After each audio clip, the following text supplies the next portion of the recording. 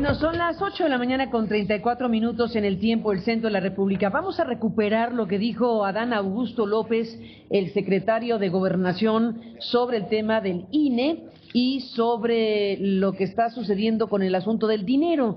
Así que bueno, pues aquí un fragmento del tema, con el tema del dinero para financiar la eventual consulta por revocación de mandato en México. A ver, ¿qué dice el secretario de Gobernación? La Cámara de Diputados, tengo entendido que señala que el instituto sí dispone de ese dinero y que lo tiene en algunos fondos, en algunos fideicomisos. La situación es que el recorte o el no crecimiento presupuestal es del orden de los 5,000 millones de pesos, pero así hubo ajustes también en otros, en el proyecto de presupuestos hubo ajustes a los requerimientos de otros organismos autónomos. Pero no estaría en riesgo entonces la consulta por esos argumentos, ¿no? Pues nosotros consideramos que no está en riesgo el ejercicio de la consulta y de acuerdo al dictamen que ayer se votó en la Cámara de Diputados, tiene fondos en unos fideicomisos el Instituto Electoral como para invertir en el ejercicio de la revocación de mandato. Finalmente, señor presidente, en el caso de Santiago Nieto, es un funcionario que se conoce. Bueno, pues ahí está lo que dijo el secretario de Gobernación sobre el tema. Buscamos al INE y hemos contactado a la consejera electoral del Instituto Nacional Electoral, Beatriz Claudia Zavala, para hablar del tema. Consejera, buenos días y bienvenida. Gracias por tomar la comunicación. Muchas gracias, Carmen. Muy buenos días. Gusto en saludarte, saludar a la audiencia. Igualmente, ¿qué dice el INE respecto a todo esto? Bueno, Carmen, yo creo que hay que tener una posición muy clara respecto del aspecto presupuestal y lo que implica una reducción de tal magnitud para el INE. El INE siempre va a alinear toda lo que pide de dinero de económico con las atribuciones estrictas que la ley y la Constitución le dan. Una reducción de esta magnitud es una reducción que nos coloca en una situación muy compleja porque algo tendríamos que dejar de hacer, Carmen. Y esto en el Estado de Derecho y en la democracia, pues tiene repercusiones en los derechos de las personas. Así que yo creo que debemos de tener un proceso en el que haya razones, en el que haya diálogo, que se escuchen verdaderamente, Carmen, y que a partir de ese proceso, sin buscar estas salidas que muchas veces son inexactas las posiciones que se dan, buscar la mejor salida para que las autoridades del Estado de Mexicano podamos cumplir con nuestros deberes constitucionales. El tema, consejera, de los fideicomisos, el planteamiento que hace el gobierno es: el INE tiene dinero, en pocas palabras, el INE tiene recursos para poder hacer las tareas que le corresponden, una de ellas organizar un eventual proceso de consulta para una eventual sí o no de revocación de mandato. ¿Qué me dice, consejera? ¿Tienen dinero en fideicomisos? Bueno, Carmen, vamos a decir con toda claridad, ¿qué es un fideicomiso? Es un instrumento legal y administrativo que nos sirve para quitar presiones de gasto de los presupuestos cotidianos, ¿eh? Y sí tenemos fideicomisos, pero no son ahorritos, ni son cochinitos, ni nada de eso que se quiere fijar como una premisa. Los fideicomisos que se construyeron desde hace muchos años, desde que era el IFE, están construidos con Banejército y tienen fines específicos para tres cosas muy relevantes que no pueden depender, Carmen, ni audiencia, de la suficiencia presupuestal anual. Esto es, primero, para cumplir con todas aquellas obligaciones de pasivos laborales que tienen derecho las personas. No somos la única institución que maneja este tipo de fideicomisos, justo porque nosotros no podemos dejar de cumplir esas obligaciones laborales frente a una insuficiencia presupuestal. Ahí hay un dinero que se utiliza para estas obligaciones y no puede ser utilizado para otra cosa. El segundo fideicomiso y el tercero, los voy a juntar, tienen que ver con las adecuaciones necesarias que tenemos que hacer en todas las oficinas que tiene el INE a nivel nacional, en los distritos, en las juntas locales y a nivel central, las bodegas y también para los módulos de atención ciudadana. Esto es muy importante, Carmen, porque hay cosas que son imprevistas y, por ejemplo, en los sismos pues tenemos que atender y arreglar de manera rápida las instalaciones, porque tiene que ver también con protección civil. Entonces, si hay dinero, no es de la cantidad ni siquiera de la que se pretende y la que se está posicionando como un recorte presupuestal, pero además es un ejercicio de administración para cumplir con estas cosas que son primordiales sin tener estas presiones de gasto anuales pues para el gasto público. Y son cantidades que no alcanzarían ni siquiera para hacer la mitad de uno de los proyectos que se están comentando. El INE, y aquí quiero ser muy clara, cualquier reducción presupuestal que le hacen al INE, es el colegiado el que revisa qué vamos a hacer. Pero esta reducción presupuestal que hoy se está poniendo sobre la mesa es una reducción presupuestal que necesariamente va a implicar, y de acuerdo a lo que decidamos en el colegiado, que dejemos de hacer algo sustantivo, y algo sustantivo que está alineado con los derechos de las personas. A ver, Beatriz Claudia Zavala Pérez, qué asunto tan tremendo. Vamos a hacer el escenario, le propongo analizar los escenarios. Si Morena, que sería Morena, junta las firmas para activar la revocación de mandato, ustedes sí o sí están obligados por mandato constitucional a realizarlo. Si no me equivoco, eso sería así, ¿no? Sí, claro. Entonces, el tema aquí es, estamos obligados a realizar la consulta para una eventual revocación de mandato y entonces, ¿qué puede pasar? Déjeme explorar con usted y dígame qué piensa. ¿Qué puede pasar? Pues básicamente tres cosas. Una, a lo mejor pienso, el INE puede decir, sí, aceptamos, porque no hay otra alternativa, que debemos y estamos obligados a hacer la consulta. Pero en términos materiales estamos imposibilitados, por lo tanto no se puede hacer la consulta dado que el INE no tiene los recursos económicos para realizarla. Opción 1, que digan sí tenemos esta obligación, pero materialmente estamos imposibilitados, por lo tanto no se puede hacer. 2, podrían hacer una consulta muestral tipo encuesta. O 3, hacer una consulta tipo patito, Beatriz Claudia Zavala. ¿Cuál de las tres? Si usted me lo pregunta, en mi opinión, la primera es la que va alineada con el sistema constitucional, Carmen, sin duda. ¿Por qué? Revocación del mandato, y esto es circunscribiéndonos nada más a este proyecto institucional. Revocación del mandato es la otra cara de la moneda de una elección presidencial. De esa magnitud es la responsabilidad. Y con esa responsabilidad, con esa gran responsabilidad, es como también la ley definió el modelo. Y define un modelo como si fuera una elección. Quiere decir que tenemos que dar esta integridad del proceso con los estándares de calidad, porque la decisión que tome la ciudadanía es muy relevante para el Estado mexicano. No se pueden derribar ninguno de estos estándares de calidad que garantizan la integridad, la certeza, la legalidad de un proceso de esta magnitud. Y el primero que usted me plantea, Carmen, es el que está alineado con todo el modelo constitucional, porque tanto la ley como la Constitución también siempre dan este aspecto de la suficiencia presupuestal. El modelo constitucional democrático se sustenta ahí.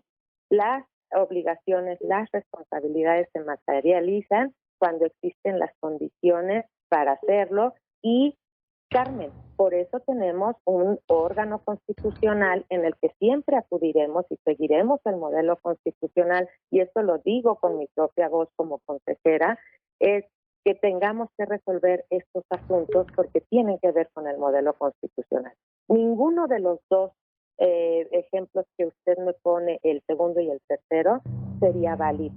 porque eso es romper con la regla esencial de la democracia, con la esencia de la democracia, que es las reglas se cumplen, y se cumplen porque hay que ser integrales, hay que dar esas garantías a la ciudadanía de que lo que decida, eso es lo que va a pasar. Y por eso tiene una autoridad como el INE, que es independiente, que es imparcial, que está profesionalizado para dar esas garantías, Carmen. Pues si eso se perfila así, cosa que coincido con usted, que es lo que, pues en términos constitucionales y en términos legales, eh, supondría, y usted lo confirma, es si el INE no tuvo asignado por el Congreso, por el gobierno con su proyecto de presupuesto y por el Congreso mexicano el recurso económico necesario para organizar la consulta por revocación de mandato, pues se va a dar muy probablemente una circunstancia como la que aquí estamos comentando, que el INE diga, pues debo no niego, pago no tengo, por decirlo así, soy responsable y debo hacer una consulta y organizarla, pero no tengo dinero para ello porque no me lo asignó el Congreso ni el gobierno en su presupuesto. Por lo tanto, existe este escenario clarísimo de que el INE en algún punto diga que está imposibilitado materialmente de cumplir su mandato constitucional y por lo tanto, lo que muy probablemente va a suceder, y le pregunto qué piensa, es que venga pues un fuerte reclamo al INE por no querer, y creo que esa va a ser la palabra, no querer organizar la consulta para revocación de mandato en México. Y esto, o todo esto que se puede anticipar, que es lo que muy claramente puede uno imaginar que va a ocurrir, pues va a significar un fuerte desgaste para el INE. Ya hay un desgaste para el INE en este momento en relación al discurso presidencial y a lo que sería la postura del partido mayoritario en relación a ustedes. Hay serios señalamientos, cuestionamientos, en fin. Este elemento en particular va a agudizar los cuestionamientos al INE bajo el principio de que no quisieron organizar lo que pudieron haber organizado con el dinero que tenían en el fideicomiso. Ahí está construida, me parece, la idea principal de lo que uno puede imaginar va a suceder. Si eso es así como yo anticipo o pienso que va a ocurrir, entonces, ¿qué piensa de lo que va a venir en tiempos no muy lejanos con una reforma constitucional que también ha sido anunciada, en donde el gobierno del presidente pues ha dicho que tiene que renovarse, tiene que replantearse a los órganos del Estado mexicano que, como ustedes, organizan las elecciones?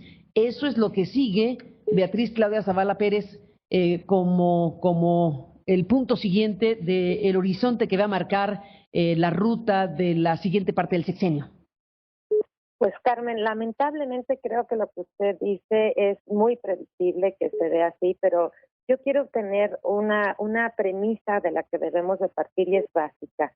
Es que estas narrativas falsas, porque no es que el INE no lo quiera hacer, es que debe de haber condiciones para hacerlos, tienen que ver con un contexto que no podemos estar ajenos de ello, de un desafecto por parte de un grupo, incluso a veces el gobierno se ve marcado hacia el INE y a lo mejor hacia algunas personas del INE. Pero ese desafecto que se tiene, yo creo que como autoridades del Estado de Mexicano debemos de ser cuidadosos en que no podemos lesionar por esos desafectos, por esas apreciaciones del pasado. No se puede lesionar severamente a nuestra democracia, porque eso no solo le toca el núcleo esencial de nuestro Estado de Derecho y los derechos de las personas, de la ciudadanía, que hemos avanzado y hemos conquistado en ellos. Si se perfila una reforma electoral, yo creo que esa es una decisión que le corresponde al legislativo, pero hoy por hoy nuestro modelo constitucional exige garantías, exige y da estas garantías del modelo que tenemos de autonomía, de independencia, y es lo que hoy desde el INE estamos ejerciendo y estamos cuidando y seguimos garantizando los derechos de las personas. Así que, Carmen, este contexto de desafección, de animadversión hacia el INE, no puede trastocar la democracia. Y ahí yo llamaría a la prudencia, de que estamos ocupando todos los cargos públicos que la ciudadanía nos ha puesto en este modelo constitucional, para ser prudentes, para escuchar razones, para poder valorar y no solo actuar de una manera inercial. Tenemos que ser muy claros en cuál es el modelo constitucional y respetarlo, Carmen, porque de eso depende, de verdad, el régimen, nuestra democracia se está sosteniendo, y lo que yo invitaría a todas y a todos es al diálogo. Si tienen dudas, toda nuestra información es pública, Carmen. Todo es auditado, peso a peso que el INE ejerce es auditado. Nosotros somos claros y transparentes, y no puede haber estas narrativas falsas que le pegan a una institución que es tan importante en nuestro Estado mexicano. Déjeme cerrar, consejera, con un punto importante. Los fideicomisos, ya lo explicó usted, pero a ver, la naturaleza de los fideicomisos ya la explicó usted, y así es el asunto, no lo inventamos, así es legalmente y para eso sirven. Aunque han tomado muy mala fama porque pues también hubo una circunstancia previa a todo esto respecto al tema de la figura de los fideicomisos. Se ha abusado del uso de los fideicomisos, pero eso no significa que la figura misma no sea una herramienta operativa y funcional para el ámbito público y privado, si se usan bien. En este caso, los fideicomisos, estrictamente hablando del INE, ¿para qué sirven? Me cuentan que aquí pues se crearon fundamentalmente para atender los derechos laborales, es decir, fideicomisos que respalden cuestiones de carácter laboral para los que trabajan ahí en el INE. ¿Me equivoco? No, está correcto. Son 3 fideicomisos que se tienen. El primero es para los pasivos laborales, porque todas las personas que tienen determinados años, que son más de 10 años trabajando en la institución, pueden acogerse a un programa de retiro voluntario, y son las prestaciones de la Ley Federal de Trabajo las que se les dan cuando se acogen a este programa de retiro voluntario. Pero también en muchas ocasiones hay personas que demandan laboralmente, y hay sentencias, laudos que señalan que se les debe de pagar ciertas prestaciones, liquidaciones, y también para eso sirve el propio fideicomiso. Ese es el de pasivo laboral. Pero hay otros 2, Carmen, uno que es para la infraestructura inmobiliaria, que se utiliza para todos los arreglos que tenemos que dar, las modificaciones, las atenciones a todos los inmuebles que tenemos a nivel nacional, de juntas locales y juntas distritales. Y el último es el que se encarga el de mejoramiento de los módulos de atención ciudadana. Todos los módulos de atención ciudadana a nivel nacional pues necesitan adecuaciones, o a veces los cambios de equipo para las huellas que se toman, las cámaras. Todo eso se hace cargo a través de los fideicomisos para ir haciendo frente a este gasto sin generar una presión ordinaria al presupuesto del INE. Pues Beatriz Claudia Zavala Pérez, consejera electoral del INE, seguiremos hablando, pero por lo pronto las cosas están así, pues nada fáciles, evidentemente. ¿Cómo resuelve el INE el punto en relación a si tienen una postura sobre lo que está pasando, o van a esperar en otro momento para manifestarse colectivamente? Bueno, una cosa es que usted opine como consejera electoral de un órgano colegiado, y otra que el INE ya como institución colegiada se pronuncie. ¿Tienen pensado deliberar el asunto y tener una postura colegiada? Pues lo vamos a tener que hacer, Carmen, una vez que se apruebe el presupuesto y nosotros decidamos el ajuste presupuestal. Por eso al inicio de esta plática yo les decía, tendremos que sentarnos como colegiado a ver qué haremos. Lo que yo sí como consejera, y en lo particular lo digo, pues es que una dimensión de una reducción tan grande, necesitaríamos tener algo que dejar de hacer, porque no podemos materializar todo lo que tenemos como obligación. Lo vamos a hacer, Carmen. Sí, me detengo aquí y cierro, porque ahora que estuvo Lorenzo Córdoba en la comparecencia, en la intensa comparecencia en la Cámara de Diputados, le reclamaban el sueldo. Hablemos del sueldo de los consejeros como un elemento importante, no solo simbólico, sino bueno, como un elemento. Dejar de hacer cosas para poder eventualmente organizar la revocación de mandato. ¿Estarían dispuestos a cosas como esa, a reducir el sueldo o las condiciones de los que trabajan en esta institución, por hablar del tema que se colocó en los cartelones de los diputados de Morena? Mire, Carmen, en el INE nos hemos reducido el sueldo, más allá de lo que ahora tenemos presente aquí desde esta administración, en donde impugnamos. No son el sueldo, no es el peso. Lo que nosotros hemos estado señalando es que hay dos garantías que son constitucionales y que impiden que los poderes quieran hacer lo que se quiso hacer en el pasado y que sigue pendiente de resolverse en la Suprema Corte de Justicia de la Nación. El problema no son nuestros sueldos, Carmen. Nosotros mismos habíamos hecho la reducción de nuestros salarios. El tema que ha planteado el INE frente a la Corte, es que no puede haber una invasión de los poderes sobre un órgano autónomo, y eso es lo que está pendiente de definirse la Corte. Pero, Carmen, en este caso que estamos planteando, no podemos focalizar eso, porque aunque nosotros trabajáramos sin percibir nada, el INE seguiría en la misma situación. No podría cumplir con sus deberes constitucionales, aun cuando no tuviéramos nosotros el salario, porque no es lo que representa el salario de los consejeros y de algunos funcionarios del INE, la cantidad que necesitamos para ejercer nuestras funciones. Pero de entrada, Carmen, le digo, nosotros mismos nos habíamos reducido el sueldo. Pues Beatriz Zavala Pérez, consejera electoral del INE, le aprecio que nos tome la comunicación y si le parece sigamos hablando. Muy buenos días. Bueno, buenos días, Carmen, la agradecida soy yo, que tengan muy buen día. Igualmente, gracias y buenos días.